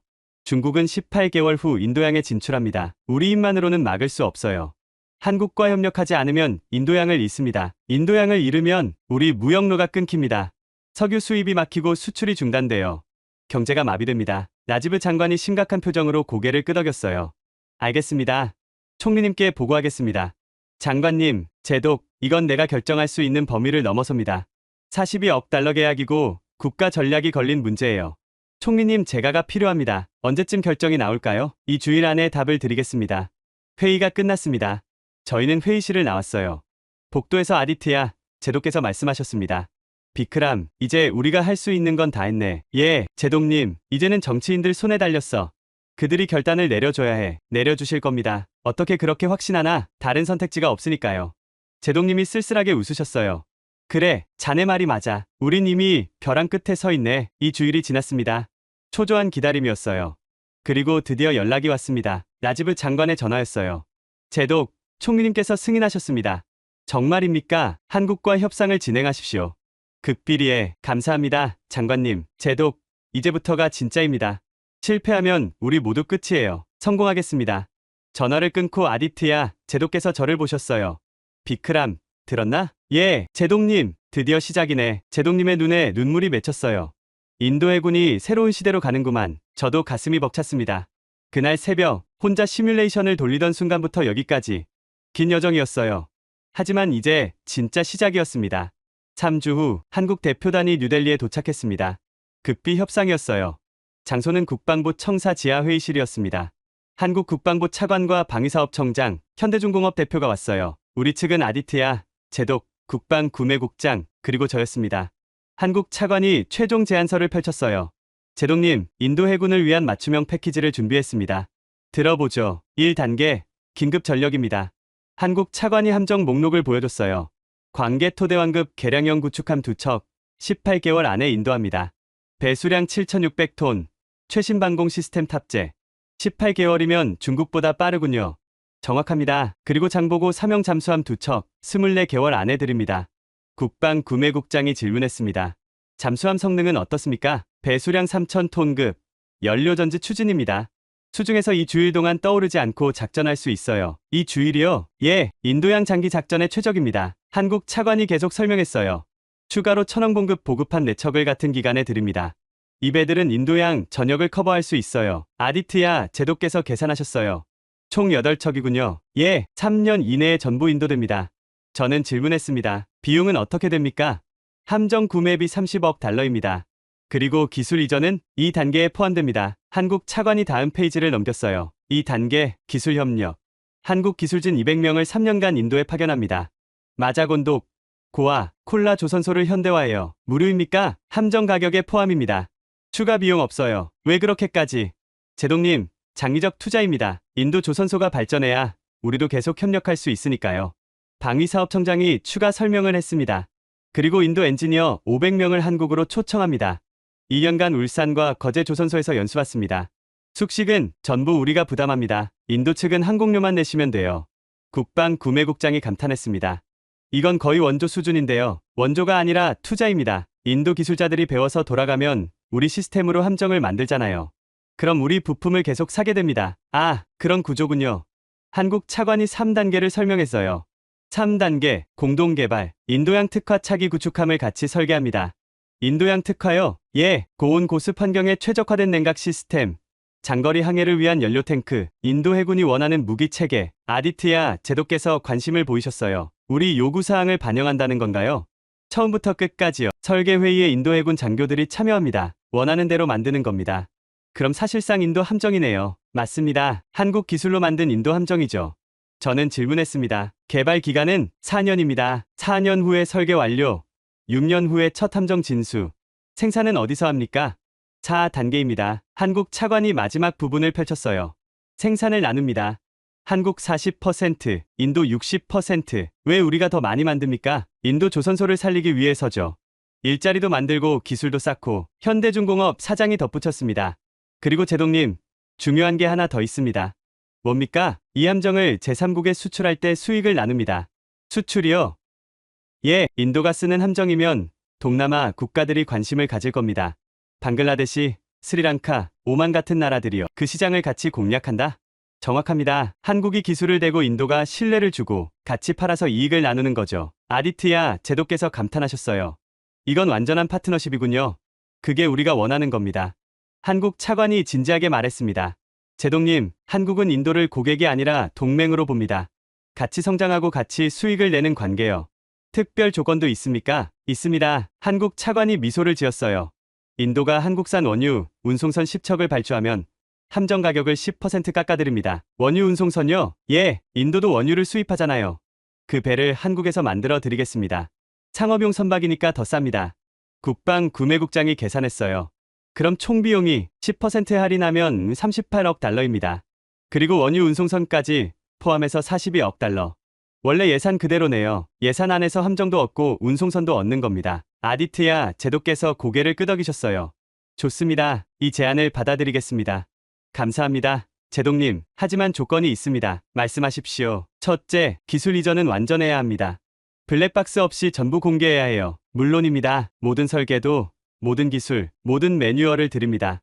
둘째, 납기를 지켜야 합니다. 18개월 안에 첫 함정이 와야 해요. 계약서에 명시하겠습니다. 지연 시 페널티도 받겠습니다. 셋째, 정비 부품은 인도에서 생산할 수 있어야 합니다. 당연합니다. 그래서 기술 이전하는 거예요. 인도가 직접 부품을 만들 수 있게 아디트야 제도께서 만족스러워 하셨어요. 좋습니다. 계약서 초안을 만들어 보시죠. 일주일 안에 드리겠습니다. 회의가 끝났습니다. 한국 대표단과 악수를 나눴어요. 한국 차관이 제 손을 잡으며 말했습니다. 인도양의 미래가 당신 손에 달렸어요. 감사합니다. 인도양의 미래가 당신 손에 달렸어요. 우리도 최선을 다하겠습니다. 한국 대표단이 떠난 후 아디트야 제도께서 저를 보셨어요. 비크람, 드디어 여기까지 왔구만. 예, 제동님, 그날 새벽 시뮬레이션 돌리던 자네를 생각하면 감회가 새롭네. 저도 그렇습니다. 이제 정말 시작이야. 계약하고 함정받고 훈련하고 할 일이 산더미네. 해내겠습니다. 제동님이 제 어깨를 두드리셨어요. 자네 덕분이야, 비크람. 인도 해군이 자네를 기억할 거네. 저는 뜨거운 감정이 올라왔습니다. 하지만 아직 끝이 아니었어요. 계약까지, 그리고 실제 함정이 도착할 때까지 긴장의 끈을 놓을 수 없었습니다. 계약 서명식 전날 밤이었습니다. 아디트야 제도께서 저를 집무실로 부르셨어요. 시간은 밤 10시가 넘었습니다. 들어오게, 비크람. 제동님은 창가에 서 계셨어요. 뭄바이 밤바다가 보였습니다. 앉게. 저는 소파에 앉았습니다. 제동님은 오랫동안 창밖을 바라보셨어요. 비크람, 내가 자네 나이였을 때 이야기를 해줄까 하네. 말씀하십시오. 제동님이 돌아서셨습니다. 눈가가 촉촉했어요. 1971년, 나는 12살이었네. 제3차 인도 파키스탄 전쟁이 터졌지. 배우셨습니다. 책으로 배운 거랑 직접 겪은 건 다르네. 제동님이 소파에 앉으셨어요. 당시 우리는 절망적이었어. 파키스탄과 전쟁 중인데 미국이 우릴 위협했거든. 미국이요? 미국 7함대가 벵골만으로 오고 있었네. 엔터프라이즈 항모 전단이었어. 우릴 압박하기 위해서였지. 제동님의 목소리가 떨렸습니다. 온 나라가 공포에 떨었네. 미국 항모라니. 우리가 어떻게 막나. 모두가 전쟁에서 질 거라고 생각했어. 하지만 이겼잖습니까? 소련 덕분이었네. 제동님이 오랜 기억을 떠올리셨어요. 소련 해군이 왔어. 한 부대가 인도양에 진입했지. 그리고 미국 항모를 추적했네. 수중에서 말이야. 그게 효과가 있었습니까? 미국이 물러났어. 소련이 진짜로 개입할 거라는 걸 알았거든. 제3차 세계대전까지 갈 수 있었지. 제동님이 저를 바라보셨어요. 그래서 인도는 소련을 잊지 못하네. 그들이 우릴 구해줬거든. 우리가 가장 약했을 때. 제동님, 그 후로 나는 평생 러시아를 믿었네. 해군에 들어가서도 러시아 함정만 탔어. 크리바급, 타러르급, 킬로급. 전부 러시아였지. 제동님의 눈에 눈물이 맺혔어요. 러시아는 우리의 친구였네. 미국이 우릴 버렸을 때 손을 내민 유일한 나라였어. 저는 조용히 들었습니다. 그런데 비크람, 제동님이 깊은 한숨을 쉬셨어요. 시대가 바뀌었네. 소련은 무너졌고 러시아는 약해졌어. 이제 그들은 우릴 도울 수 없지. 제동님, 러시아를 버리는 게 아닙니다. 알아. 머리로는 알아. 하지만 가슴이 받아들이질 않더군. 제동님이 책상 서랍을 여셨어요. 낡은 사진 한 장을 꺼내셨습니다. 이게 1971년에 찍힌 소련 잠수함이네. 이 배가 우릴 구했어. 사진 속 잠수함은 세월의 흔적이 역력했습니다. 나는 평생 이 사진을 간직했네. 잊지 않기 위해서. 제동님, 하지만 오늘 자네 보고서를 읽으면서 깨달았어. 1971년의 소련이 지금은 한국인 거야. 제동님이 저를 똑바로 보셨어요. 도움을 줄 능력과 의지를 모두 가진 나라. 그리고 우리와 이해관계가 맞는 나라. 한국은 진심입니다. 서울에서 그걸 느꼈네. 그들은 우릴 고객이 아니라 파트너로 대했어. 존중했지. 제동님이 일어나 창가로 걸어가셨어요. 비크람, 늙는다는 건 이런 걸세. 평생 믿었던 것들을 하나씩 내려놓는 거야. 제동님은 옳은 결정을 하고 계십니다. 옳은 결정이 항상 쉬운 건 아니네. 때로는 뼈를 깎는 고통이 따르지. 제동님이 돌아서셨습니다. 하지만 내일 서명하겠네. 한국과의 계약을, 인도 해군의 미래를 위해서. 제동님, 역사가 제동님을 기억할 겁니다. 역사는 모르겠네. 다만 내 양심에 떳떳하고 싶을 뿐이야. 제동님이 다시 사진을 보셨어요. 소련에게 미안하네. 하지만 이해해주겠지. 우리도 살아야 하니까. 저는 가슴이 먹먹했습니다. 제동님, 러시아와는 다른 분야에서 계속 협력합니다. 핵 잠수함, 우주 기술, 에너지. 러시아는 여전히 우리 파트너예요. 그래, 자네 말이 맞아. 이별이 아니라 새로운 시작이네. 제동님이 사진을 조심스럽게 서랍에 넣으셨어요. 1971년은 끝났네. 이제 새로운 시대가 시작되는 거야. 예, 제동님. 비크람, 자네는 이 새로운 시대의 설계자네. 자랑스럽게 생각하게. 감사합니다. 내일 서명식에 자네도 참석하게. 자네가 이 모든 걸 시작했으니까 영광입니다. 제동님, 저는 집무실을 나왔습니다. 복도를 걸으며 생각했어요. 제동님의 고민, 그 무게를, 과거에 대한 의리와 미래에 대한 책임, 그 사이에서 선택하는 게 얼마나 고통스러운지. 하지만 제동님은 옳은 선택을 하셨습니다. 인도를 위한 선택을. 내일이면 역사가 바뀝니다. 인도와 한국이 손을 잡는 날이에요. 다음날 오전 뉴델리 국방부 청사 지하 회의실이었습니다. 극비 서명식이었어요. 참석자는 최소한으로 제한됐습니다. 인도 측은 라지브 국방장관, 아디트야 제독 국방구매국장, 그리고 저였어요. 한국 측은 국방부 차관, 업청장, 현대중공업 사장이 왔습니다. 언론은 없었습니다. 사진기자도 없었어요. 오직 정부 기록용 카메라 한 대뿐이었습니다. 라지브 장관이 입을 열었습니다. 오늘은 역사적인 날입니다. 인도와 한국이 해양안보 파트너십을 맺습니다. 한국 차관이 고개를 숙였어요. 인도의 신뢰에 감사드립니다. 한국은 책임감 있는 파트너가 되겠습니다. 약서가 두 부 준비돼 있었습니다. 한 부는 영어, 한 부는 한국어였어요. 라지브 장관이 먼저 서명했습니다. 천천히, 신중하게. 한국 차관이 그 다음으로 서명했어요. 계약이 성립되는 순간이었습니다. 축하합니다. 두 사람이 악수를 나눴어요. 플래시가 터졌습니다. 단 한 장의 사진만 찍혔어요. 아디트야 제독께서 일어나셨습니다. 장관님, 한 말씀 하겠습니다. 말씀하십시오. 제독, 오늘 우리가 서명한 건 단순한 계약서가 아닙니다. 이건 인도양의 미래를 위한 동맹입니다. 제독님의 목소리가 떨렸어요. 인도 해군은 오늘을 기억할 것입니다. 우리가 새로운 파트너를 만난 날로. 한국 차관도 일어났습니다. 제독님, 한국도 이날을 기억하겠습니다. 인도양에서 인도와 함께하게 된 날로. 방위사업청장이 계약서를 펼쳤어요. 주요 내용을 정리하겠습니다. 한국은 인도에 구축함 2척, 잠수함 2척, 보급함 4척을 3년 안에 공급합니다. 총 8척입니다. 동시에 기술진 200명을 파견하고 인도 엔지니어 500명을 교육합니다. 조선소 현대화도 포함됩니다. 4년 후에는 인도양 특화 차기 구축함을 공동 개발합니다. 생산은 한국 40%, 인도 60%로 나눕니다. 라지브 장관이 만족스러워했어요. 완벽합니다. 이제 실행만 남았군요. 첫 함정은 언제 옵니까? 18개월 후입니다. 중국이 인도양에 진출하기 전이군요. 정확합니다. 우리가 먼저 준비를 마칩니다. 한국 차관이 추가 설명을 했어요. 구축함 INS 아리아트는 곧 건조를 시작합니다. 인도 해군 장교들이 건조 과정을 참관할 수 있어요. 정말입니까? 예. 처음부터 끝까지 지켜보실 수 있습니다. 그래야 인도 기술자들이 배우니까요. 아디트야 제독께서 고개를 끄덕이셨어요. 좋습니다. 젊은 장교들을 보내겠습니다. 환영합니다. 현대중공업 사장이 모형을 꺼냈어요. 구축함 모형이었습니다. 이게 INS 아리아트의 모형입니다. 모두가 모형을 들여다봤어요. 날렵하고 강력해 보였습니다. 배수량 7,600톤, 길이 150m, 최고 속력 30노트입니다. 무장은 함대공, 미사일 32발, 대한미사일 16발, 어뢰 발사관 6문, 그리고 헬기 한 대를 탑재할 수 있습니다. 히트야, 제독께서 감탄하셨어요. 인도양을 지키기에 충분하군요. 예, 제독님, 이 배가 4척만 있어도 인도양 서부를 완전히 커버할 수 있습니다. 4척이요? 구축함 2척, 잠수함 2척이면 중국의 초기 진출을 막을 수 있어요. 그리고 계속 추가하시면 됩니다. 라지브 장관이 시계를 봤어요. 시간이 됐습니다. 이제 축배를 들까요? 샴페인이 준비돼 있었습니다. 모두가 잔을 들었어요. 인도와 한국의 파트너십을 위하여, 인도양의 평화를 위하여. 잔이 부딪혔습니다. 저는 그 순간을 또렷이 기억했어요. 그날 새벽, 시뮬레이션을 돌리던 순간부터 여기까지 길고 험한 여정이었습니다. 하지만 해냈어요. 서명식이 끝나고 한국 대표단이 떠났습니다. 라지브 장관이 저희를 불렀어요. 제독, 중령, 잘했습니다. 감사합니다. 장관님, 이제 언론 관리가 중요합니다. 함정이 도착할 때까지 극비를 유지해야 해요. 알겠습니다. 그리고 제독, 예, 장관님, 18개월 후 첫 함정이 뭄바이에 입항하는 날, 그날 성대한 환영식을 열겠습니다. 국민들에게 공개하시겠다는 말씀입니까? 그렇습니다. 그때까지는 비밀이지만 함정이 오면 자랑스럽게 보여줄 겁니다. 라지브 장관이 저를 보셨어요. 비크람 중령, 예, 장관님, 자네는 승진할 거네. 대령으로. 감사합니다. 당연한 일이야. 자네가 이 모든 걸 시작했으니까. 저는 가슴이 벅찼습니다. 그날 밤, 저는 뭄바이 해변을 걸었어요. 인도양이 잔잔하게 출렁였습니다.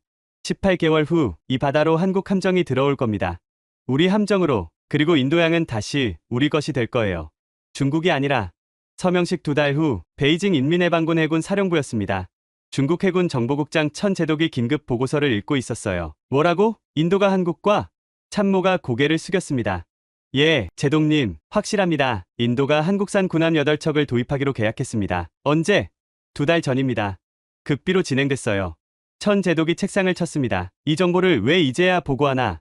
죄송합니다. 너무 급비였습니다. 서명식도 비공개였고 언론 보도도 없었습니다. 어떻게 알아냈지? 우리 뉴델리 정보원이 국방부 내부자를 통해 입수했습니다. 천 제독이 보고서를 넘겼어요. 구축함 2척, 잠수함 2척, 보급함 4척이라. 예, 18개월 안에 전부 인도됩니다. 18개월? 천 제독의 얼굴이 우리 인도양 진출 계획이 18개월 후인데. 맞습니다. 인도가 우리보다 먼저 준비를 마칩니다. 천 제독이 지도를 펼쳤어요. 인도양 지도였습니다. 한반 토타, 과다르, 차우퓨, 우리 세 기지에서 동시에 출발하면 인도양을 장악할 수 있다고 했지. 그게 시뮬레이션 결과였습니다. 하지만 그건 인도 해군 현재 전력 기준이었어. 한국산 함정이 추가되면 참모가 새 보고서를 펼쳤습니다. 재계산했습니다. 한국산 구축함과 잠수함이 투입되면 우리 봉쇄 작전이 실패합니다. 얼마나? 인도 봉쇄선이 한 달 이상 유지됩니다. 우리 함대가 연료와 보급 문제로 철수해야 해요. 천 제독이 고개를 저었습니다. 말도 안 돼. 고작 8척으로 문제는 숫자가 아니라 성능입니다. 참모가 상세 데이터를 보여줬어요. 한국산 함정은 가동률이 90% 이상입니다. 정비 시간도 짧고 연료 효율도 높아요. 그게 뭐가 대수냐? 인도양 작전은 장기전입니다. 짧으면 한 달, 길면 2달 이상 대치해야 해요. 가동률 차이가 결정적입니다. 천 제독이 의자에 기댔습니다. 그럼 우리 계획이 수정돼야 한다는 건가? 예, 인도양 진출을 보류하거나 아니면 더 많은 함정을 투입해야 합니다. 최소 2배는 2배. 그럼 비용이 얼마나 드는데? 상당합니다. 그리고 다른 해역 방어가 약해집니다. 천 제독이 한숨을 쉬었어요. 인도를 과소평가했군. 그리고 한국도 간과했습니다. 참모가 추가 보고를 했습니다. 한국이 단순히 무기를 판 게 아닙니다. 기술 이전도 하고 있어요. 기술 이전? 예, 인도 조선소를 현대화하고 기술자를 교육합니다. 4년 후면 인도가 독자적으로 함정을 건조할 수 있어요. 그럼 인도가 계속 강해진다는 건가? 맞습니다. 그리고 한국과 인도가 차기 함정을 공동 개발합니다. 인도양 특화 설계로요. 천 제독이 고개를 끄덕였습니다. 이건 단순한 무기 거래가 아니네. 전략적 동맹입니다. 한국과 인도가 손잡고 우리를 견제하는 겁니다. 미국은 환영하고 있습니다. 미국 국방부가 비공식적으로 지지 의사를 밝혔어요. 천 제독이 창밖을 바라봤습니다. 우리가 실수했군. 인도를 너무 쉽게 봤어. 그리고 한국도 무시했습니다. 한국이 이렇게 적극적으로 나올 줄은 몰랐네. 참모가 조심스럽게 말했습니다. 제독님, 대안을 모색해야 합니다. 뭐가 있나? 파키스탄 협력을 강화하는 방법이 있습니다. 파키스탄? 예, 파키스탄에 더 많은 함정을 주고 과다르 기지를 확장합니다. 천 제독이 고개를 저었어요. 비용이 너무 많이 들어. 효율도 낮고. 그럼 인도양 진출을 포기하시겠습니까? 포기가 아니라 연기네. 천 제독이 결론을 내렸습니다. 일단 보류하고 상황을 지켜보자. 인도 함정이 실제로 도착하는지, 성능이 어떤지 알겠습니다. 그리고 한국 동향을 면밀히 파악하게. 한국이 또 어디와 손잡을지 모르니까. 참모가 서류를 정리했어요. 천 제독이 중얼거렸습니다. 인도를 너무 쉽게 봤어. 그리고 한국을 간과했지. 이게 우리 실수야. 사무실이 조용해졌습니다. 베이징의 야심찬 인도양 계획이 무산되는 순간이었어요. 인도와 한국의 손잡음은 중국의 계산을 완전히 뒤집어 놨습니다. 18개월이 흘렀습니다. 문바이 항구에 인파가 모였어요. 인도 해군 사상 최대 규모의 환영식이었습니다. 저는 대령으로 진급해 있었어요. 아디트야, 제독님 옆에 섰습니다. 저기 보이는가? 비크람, 제독님이 수평선을 가리키셨어요. 멀리 점 하나가 보였습니다. 점점 커지고 있었어요. 저게 INS 아리아트입니다. 환호성이 터졌습니다. 첫 한국산 구축함이었어요. 함정이 가까워졌습니다. 위험있고 강력해 보였어요. 7,600톤의 거대한 몸체가 햇빛을 받아 빛났습니다. 얼마나 아름다운가. 아디트야, 제독께서 눈물을 훔치셨어요. 함정이 부두에 접안했습니다. 한국 기술자들과 인도 해군 장교들이 갑판에 서 있었어요. 아지브 국방장관이 연설했습니다. 오늘은 역사적인 날입니다. 인도 해군이 새로운 시대로 들어섭니다. 국민들이 박수를 쳤어요. 이 함정은 단순한 군함이 아닙니다. 이것은 인도와 한국의 파트너십이 만든 결실입니다. 함정에서 한국 국기와 인도 국기가 나란히 펄럭였습니다. INS 아리아트는 인도양의 수호자가 될 것입니다. 저는 가슴이 벅찼어요. 그날 새벽, 시뮬레이션을 돌리던 순간이 떠올랐습니다. 환영식이 끝나고 함정 내부를 둘러봤어요. 최첨단 시설이었습니다. 전투정보실에는 최신 레이더와 무기 통제 시스템이 있었어요. 한국 기술자가 설명했습니다. 이 시스템으로 반경 400km를 감시할 수 있습니다. 놀랍군요. 그리고 동시에 12개 목표를 추적할 수 있어요. 인도 함장이 자랑스러워했습니다. 이 배면 인도양 어디든 갈 수 있습니다. 다음 주에는 잠수함이 도착했어요. 장보고 사명이었습니다. 잠수함은 물속으로 가라앉았다가 2주일 만에 떠올랐습니다. 연료 전지 추진의 위력이었어요. 놀랍습니다. 정말로 2주일 동안 떠오르지 않았어요. 잠수함 함장이 보고했습니다. 이 잠수함이면 중국 해군을 추적할 수 있습니다. 들키지 않고요. 석 달 후 모든 함정이 도착했습니다. 구축함 2척, 잠수함 2척, 보급함 4척. 인도 해군은 완전히 달라져 있었어요. 아디트야 제도께서 첫 작전을 명령하셨습니다. 인도양 서부 초계 작전을 시작하라. 새 함정들이 출항했습니다. 위용당당했어요. 한 달 후 첫 성과가 나왔습니다. 제동님, 중국 정찰함을 포착했습니다. 어디서? 스리랑카 남쪽 200캐리입니다. 우리 아리아트가 추적 중입니다. 중국 반응은 철수하고 있습니다. 아디트야 제도께서 미소 지으셨어요. 효과가 있군. 중국은 더 이상 함부로 인도양에 들어오지 못했습니다. 인도 해군이 너무 강해졌거든요. 그 사이 한국 기술자들이 인도 조선소를 현대화했습니다. 마자곤독 조선소를 방문했을 때 저는 놀랐어요. 완전히 바뀌어 있었습니다. 이게 자동 용접 로봇입니다. 한국 기술자가 설명했어요. 이걸로 용접 시간이 절반으로 줄었어요. 인도 기술자들이 새 장비를 능숙하게 다루고 있었습니다. 우리도 이제 할 수 있어요. 한 인도 기술자가 자랑스럽게 말했습니다. 한국 선생님들이 잘 가르쳐 주셔서요. 조선소장이 보고했습니다. 대령님, 이제 우리 조선소 건조 속도가 2배로 빨라졌습니다. 정말입니까? 예, 예전엔 구축함 한 척에 8년 걸렸는데 이제는 4년이면 됩니다. 절반이군요. 기술 이전 덕분입니다. 그리고 몇 년 후면 더 빨라질 겁니다. 1년 후 한국과 인도가 공동 개발한 차기 구축함 설계가 완료됐습니다. 인도양의 사자라는 뜻으로 INS 싱하라고 이름 붙였습니다. 설계자가 설명했어요. 인도양 고온 고습 환경에 최적화됐습니다. 장거리 작전 능력도 뛰어나고요. 아디트야 제도께서 만족하셨어요. 이게 우리 배네. 우리가 설계한. 예, 제동님. 한국 기술에 인도 요구사항을 넣었습니다. 언제 건조를 시작하나? 곧 시작합니다. 그리고 절반은 인도에서 만듭니다. 우리 조선소에서. 예. 마자곤 독과 고아 조선소에서요. 제동님이 감격하셨어요. 드디어 우리도 세계 수준 함정을 만드는구만. 동남아 국가들이 관심을 보이기 시작했습니다. 방글라데시 해군 참모총장이 뭄바이를 방문했어요. 인도가 쓰는 함정이라면 믿을 수 있습니다. 우리도 도입하고 싶습니다. 한국과 상의해 보시죠. 같이 가실 수 있습니까? 물론입니다. 인도와 한국이 공동으로 방글라데시에 함정을 수출하기로 했습니다. 이익은 반반씩 나눴어요. 이게 진짜 파트너십입니다. 아디트야 제도께서 말씀하셨어요. 같이 만들고 같이 팔고 같이 이익을 나눈다. 인도양은 완전히 바뀌었습니다. 중국의 팽창이 멈췄고 인도가 중심이 됐어요. 그리고 그 옆에 한국이 있었습니다. 2년 후 저는 서울에 있었습니다. 한국 국방부 초청으로 온 거였어요. 이제 저는 준장이었습니다. 준장님, 환영합니다. 한국 국방부 차관이 악수를 청했어요. 초대해 주셔서 감사합니다. 울산 조선소를 보여드리고 싶습니다. 특별한 게 있거든요. 다음날 울산으로 갔습니다.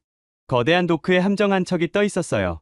저게 뭡니까? INS 비샬입니다. 인도 해군 추가 한국산 구축함이에요. 하지만 특이한 점이 있었습니다. 저기 인도 국기가 맞습니다. 이 배는 인도에서 만든 부분이 60%예요. 조선소장이 설명했어요. 인도 조선소에서 만든 모듈을 여기로 가져와서 조립했습니다. 정말입니까? 예, 이제 인도도 우리와 동등한 파트너예요. 도크 옆에는 한국 기술자와 인도 기술자가 함께 일하고 있었습니다. 저 사람들 보세요. 조선소장이 가리켰어요. 한국 기술자가 인도 기술자한테 배우고 있습니다. 배운다고요? 예, 인도가 개발한 냉각 시스템이 우리보다 나아요. 고온 환경에 최적화돼 있거든요. 그럼 이제 인도가 한국을 가르치는 겁니까? 그렇습니다. 진짜 파트너십이죠. 저녁에 호텔에서 한국 차관과 식사했습니다. 준장님, 솔직히 말씀드리겠습니다. 편하게 말씀하세요. 처음에 우리는 인도에 무기를 팔려고 했어요. 단순한 장사였죠. 그랬겠죠. 하지만 이제는 다릅니다. 인도는 우리 파트너예요. 없어서는 안 될. 어떤 의미로요? 인도가 인도양을 지켜줘서 한국이 안전합니다. 우리 원유가 안전하게 들어오고 수출도 원활해요. 차관이 진지하게 말했습니다. 그리고 무엇보다 인도와 함께 성장하고 있어요. 기술도 나누고 시장도 키우고 한국도 인도가 필요하다는 말씀이시군요. 절실합니다. 인도 없이는 한국도 없어요. 저는 감동했습니다. 일주일 후 뭄바이로 돌아왔습니다. 아디트야 제동님이 은퇴를 앞두고 계셨어요. 비크람, 아니 준장. 서울은 어땠나? 인상적이었습니다. 제동님, 뭐가? 한국 사람들이 우리를 진심으로 대하더군요. 동등한 파트너로. 제동님이 미소 지으셨어요. 그래, 그게 우리가 원했던 거지. 제동님, 그날 새벽 기억하십니까? 제가 시뮬레이션 결과를 가지고 갔을 때. 기억하고 말고 그때 제동님이 결단을 내려주셨죠. 한국과 협력하자고. 제동님이 바다를 바라보셨어요. 내가 옳은 결정을 했나 보군. 최고의 결정이었습니다. 비크람. 아니, 준장. 이제 자네가 이끌어야 해. 제동님, 나는 은퇴하네. 하지만 자네는 계속 나아가야 해. 인도와 한국의 파트너십을 더욱 강하게. 명심하겠습니다. 제동님이 제 어깨를 두드리셨어요. 자네가 역사를 만들었네. 자랑스럽게 생각하게. 저는 뭄바이 항구를 내려다봤습니다. 한국산 함정들이 위풍당당하게 정박해 있었어요. 그날 새벽, 저는 단지 시뮬레이션을 돌렸을 뿐입니다. 하지만 그 시뮬레이션이 두 나라의 운명을 바꿨어요. 강대국이 설계한 판에서 벗어나는 방법은 하나였습니다. 우리끼리 새로운 판을 만드는 것. 한국과 인도가 그걸 증명했습니다. 인도양의 열쇠는 한국이 쥐고 있었고 한국의 미래는 인도양에 있었습니다. 우리는 서로의 답이었습니다. 지금까지 인도 해군 비크람 준장의 이야기 어떠셨나요? 단 하나의 시뮬레이션이 두 나라의 운명을 바꿨습니다. 인도는 인도양을 지킬 힘을 얻었고 한국은 새로운 동맹을 얻었습니다. 중국의 팽창을 막은 건 미국이 아니었습니다. 인도와 한국이었어요. 중견국끼리 손잡으면 판도를 바꿀 수 있다는 걸 보여줬습니다. 한국의 조선 기술과 인도의 전략적 위치가 만나 인도양의 새로운 질서를 만들었습니다. 이 영상이 도움이 되셨다면 좋아요와 구독 버튼을 눌러주세요. 그리고 한국의 숨은 힘을 널리 알리기 위해 이 영상을 공유해 주시기 바랍니다.